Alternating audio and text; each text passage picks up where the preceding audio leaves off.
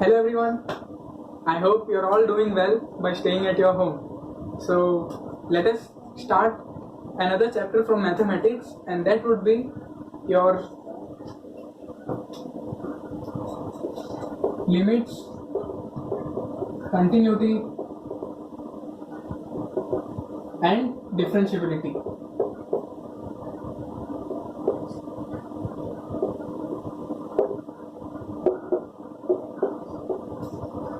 Okay, so now I'm going to tell you that these are the chapters of calculus where the limits are from 11th class and the continuity and differentiability are concepts from 12th class.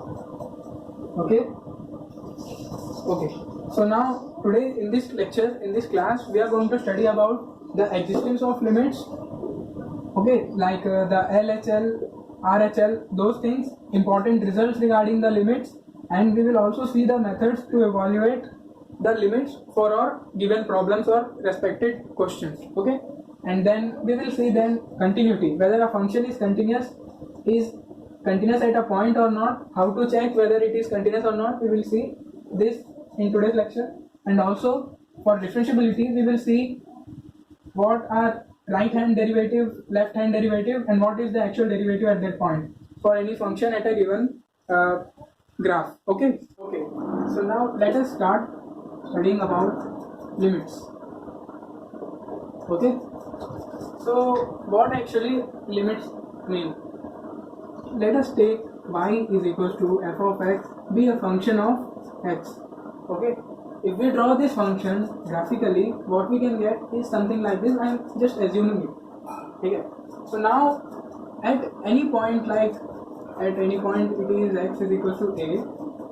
If we get an indeterminate form by direct substituting that x equals to a in this function, if we get some indeterminate form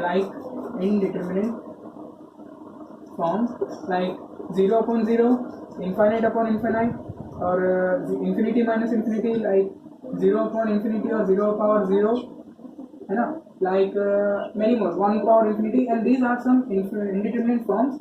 And if we get any of this form by substituting that x is equal to a at that point, then we use limits. And what we do in limits, we come across that point from both sides of that function.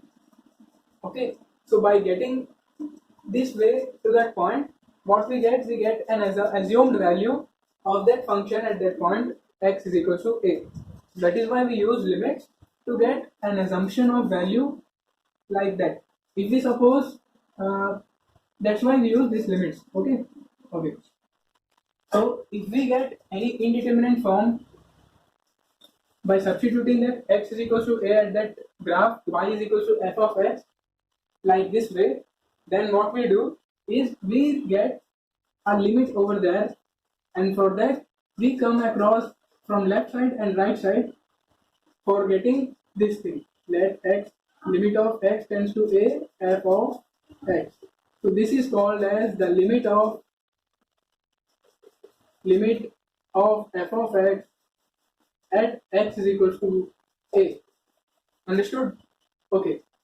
So in under limits we have two categories, and the first one we have is left hand limit, LHL we call it, and the other one will be right hand limit. Okay, so what is left hand limit? When we go, or when we reach this point x is equal to a from the left side, we will get a left hand limit. Okay, it would be a left hand limit. And if the same way, if we approach that point x is equal to a from the right side of that graph or of that function, that will be called as right hand limit. What we get as LHL is, so we have the function as f a minus 0 is nothing but limit of x tends to a minus of f of x. Okay, so I am writing the left hand limit is this form, in this way. And when we solve this like that, we have to take a small digit as h, as f of a minus h. Okay, so this will be your left hand limit. And again the same way, if we go for right hand limit, if we go for right hand limit, what we get is f of a plus 0 is limit x tends to a plus f of x, and if we further solve it, we will get limit of x tends to 0 and f a minus a plus x, which will be your right hand limit. So what is the difference between those two terms? We have a negative over here for left hand limit, and for the same we will get a positive term for the right hand limit. Okay, so this will help you in your further solving of continuity and differentiability. Okay, so please remember and please note this point somewhere. Okay, so now we have already studied about LHL and RHL. Now let us see the existence of limit over any point x is equal to a. Okay, existence of limit. Okay, so the first point for this would be the LHL and RHL should be existing, like it will give you some definite value. If you get a definite value for your LHL and RHL, then it means that both of them are existing. Okay, this is the first requirement for the existence of limit. Okay, at x is equal to a. And for the same, if we talk the second point, then your LHL, which is left hand limit, should be equal to right hand limit. So if this happens, then we can say that there is the existence of limit x tends to a of f of x. It exists. Okay, so these 2 points are required. The first one would be LHL and RHL should be some definite value, should give you some definite value, and then the two definite values should be equal to each other. If you will get these 2 points correct, then you can say that the limit of x tends to a of f of x exists. Okay. Okay.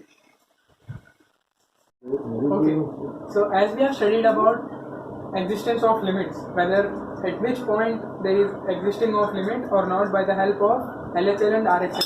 Okay. So now further we will see about the important results that come by the help of limits. Okay. See. So the first one we have is if limit x tends to 0 of 1 plus x whole power 1 plus x, what we will get? We will get the exponential e.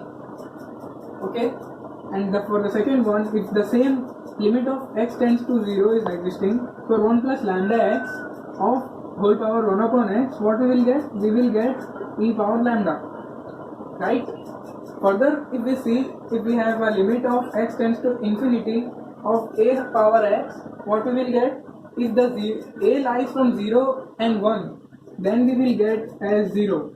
Okay, and if the a is equal to 1 for here limit of x tends to infinity, we will get 1. And now if we have get a greater than 1, what we will get? We will get infinity, and if a is lesser than 0, we will get does not exist. Okay, if we have limit of x tends to infinity of a of x where a is less than 0, then what we will get? We won't get anything. That's why, so we have to write does not exist. Okay, so now let's move to the next one. Next important result, that is limit of x tends to infinity of 1 plus x whole power x. If it is this way, then what we will get? We will get exponential e like this one. But what is the difference between this and this? Here the x is tending towards infinity and here it is 0. Okay, the same way, if it is of 1 plus lambda x upon whole power x, for x tending to infinity, we will get e power lambda. Okay, okay, so these were some basic important results, and if we see, we have trigonometric limits also, where if we have limit as x tends to 0 for sin x upon x or x upon sin x, what we will get? We will get 1. Why? Do you know why? Because at x equal to 0, that when x is tending towards 0, the sin x slowly gets to the value of 0. The same way like x. Okay.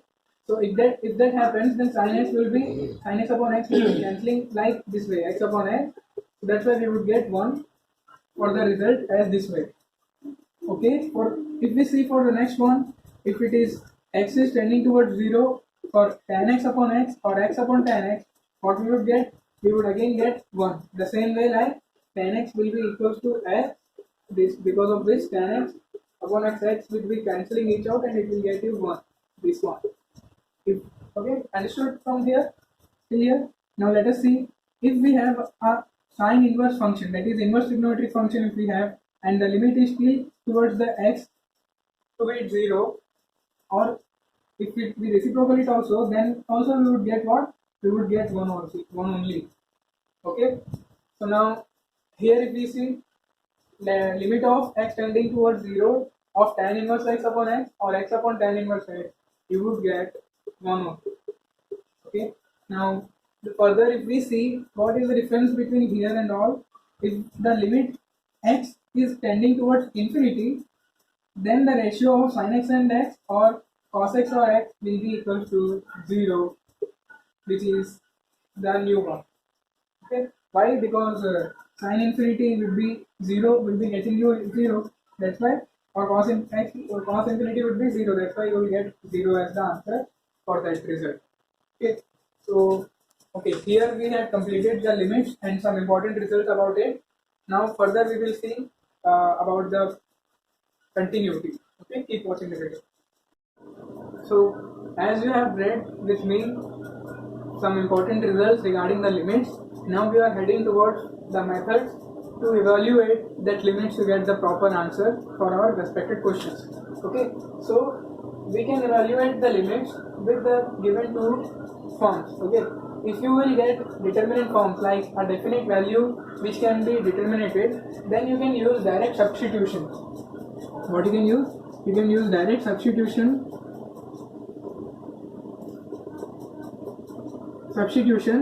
to get your limit.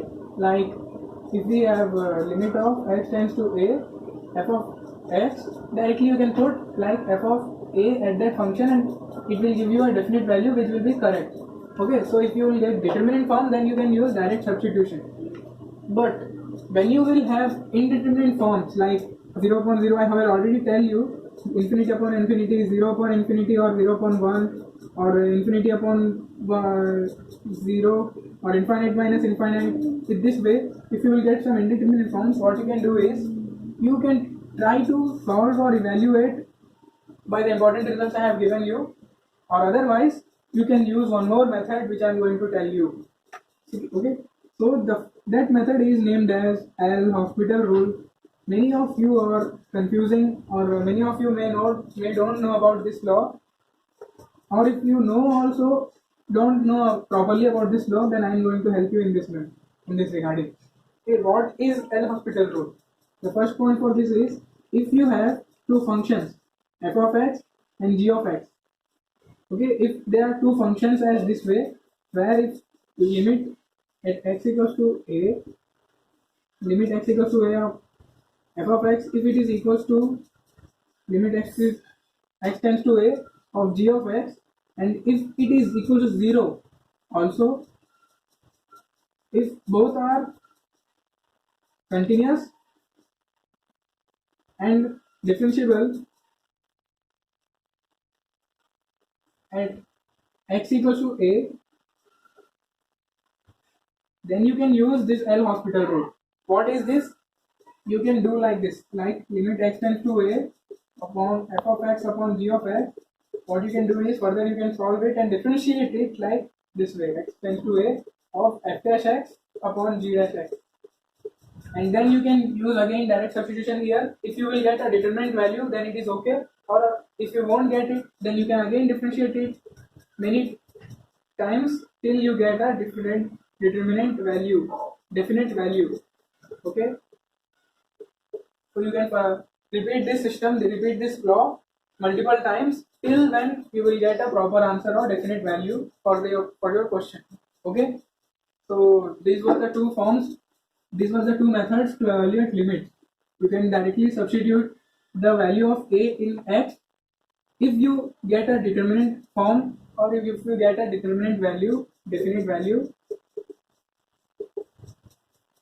or if you will get if you are having a indeterminate form like 0.0 infinite upon infinity, 0 upon infinity, or 1 0 infinity upon 0, this way if you will get, then you can use the important result which I have already told you to solve that further. Or else, if you have two functions like this and you have this type of function you have, so you can use L'Hospital rule that at that time to get your required definite value. Okay, so we have completed limits over here. Now let us move on to the continuity, and then we will study differentiability. Okay. Okay. So now let us start about continuity. Okay. So if we have a function as y is equal to f of x, this function can be called continuous at any point x is equal to a only if it has no break or gap in its graph.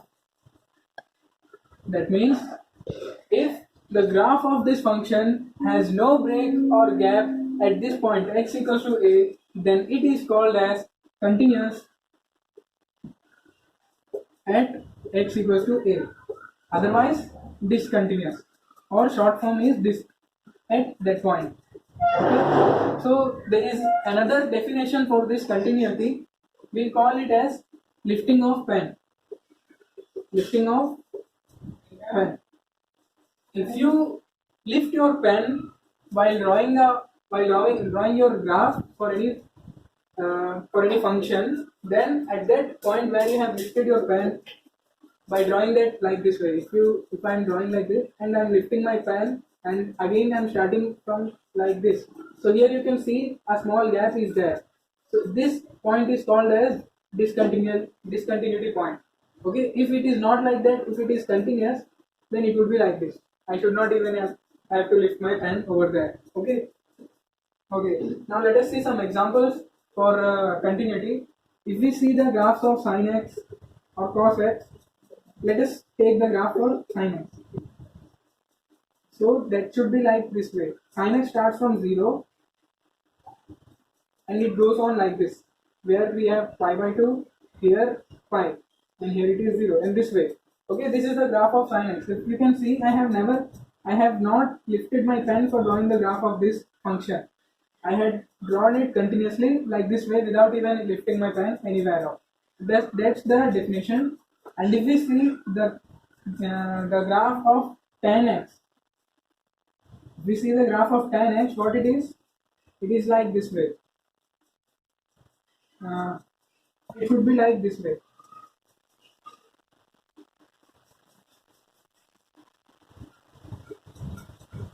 It is discontinuous at this point. That's why these are the differences between continuous function and discontinuous function. Okay.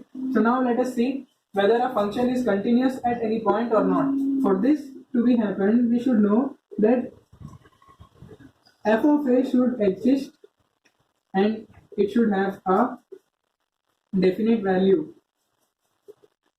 at x is equal to a.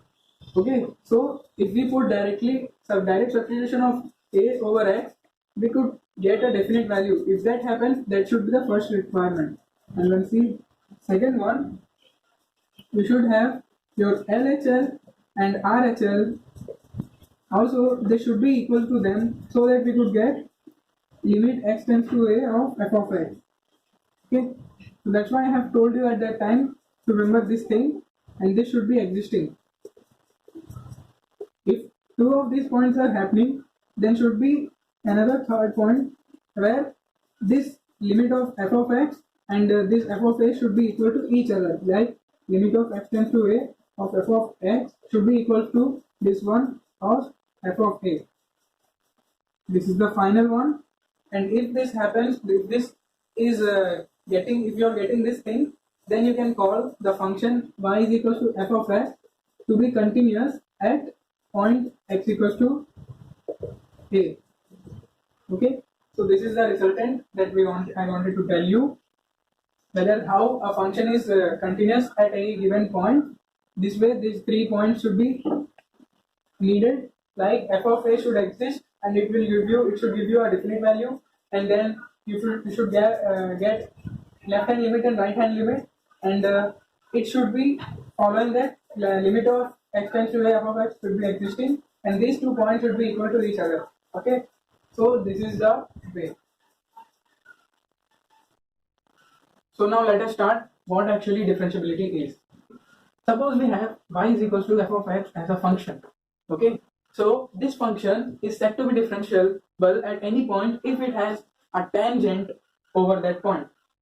Okay, this would be your first definition, that if it has a tangent over any point, it is said to be differentiable. Or there is another definition for this thing: if it has any sharp edge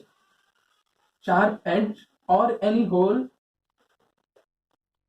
in its graph function, then it is said to be not differentiable. Understood?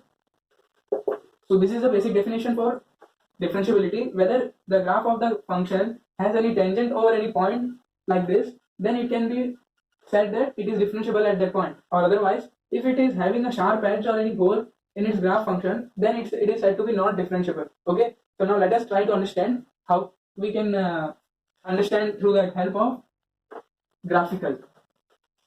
Okay, so now let us take an example of mod x minus 1 as our function. Okay, so we have a function that is mod x minus 1. If we draw the graph for this function, we can draw like this way. This is our origin 1 and then 2, and if we try, as it is modulus, if we open it, it can open in 2 ways: minus x minus 1, x minus 1, this way. And if we draw that, then it will form like this. Here you will get minus x minus 1, and here you will get x minus 1. Okay, so here you can see it is having a sharp edge over this point where when x is equals to 1, and at that point it is not said to be differentiable. That is, it is not differentiable at the x is equal to 1 point. Okay, understood? So okay, so now let us see how we can form, or how we can say whether a function is differentiable or at any point or not. For this we need 2 requirements. Okay, the first one is you should have the LHD and RHD be existing. And now what is LHD and RHD? The LHD stands for left hand derivative and RHD stands for right hand derivative. Okay, now let us try to write the formula for this one. It will be f dash a minus 0, or f dash a minus is equals to what? It is f of a minus h minus f of a upon minus h, where limit h tends to 0. So this is your left hand derivative. Okay, this is your left hand derivative, and the same way we have right hand derivative also, you can see, and where it will be like f dash a plus 0 is equals to f dash a plus, which will be equals to limit h tends to 0, f of a plus h minus f of a upon plus h. Okay, I hope you can understand, or you can observe the formulas for right hand and left hand derivatives. Here it is changing, the sign is changing over there this way. Okay, so now these 2 things should be existing. The LHD and RHD should be existing for the first point, and then those things should be equal to each other. That is, LHD should be equals to RHD to be said as the function is differentiable at any point. Any function is differentiable. Okay, so this is the way we can prove whether a function is differentiable or not at any point p, by getting the LHD and RHD and then equating both of them to be said as differentiable at x equals to p. Okay, so now, okay, the one last thing I want to tell you is we have a common derivative also. Okay, for any point, like suppose we have a point at x is equals to c, and we want to find the derivative of that function at this point. What we can do is we can just do like this: f of x minus f of c, x minus c. Okay, so this is the common derivative of finding the differentiation of a function at any point, or derivative of any point c. Okay, so till here we have covered whole the syllabus of limits, continuity, and differentiability. So I hope you have understood everything, every concept with me. Thanks for watching this video. If you have any doubt, please do comment in the below section, and we will solve the question for this chapter very soon. So yeah, and after covering this chapter, you should be able to read or remember the formulas of derivatives. Okay, so for that chapter we have already covered a video which was being made by Rahul sir. So please go and watch that video also to get proper understanding of derivatives. Okay, so this was the video before that one. I hope you have understood everything. So thanks for watching this video.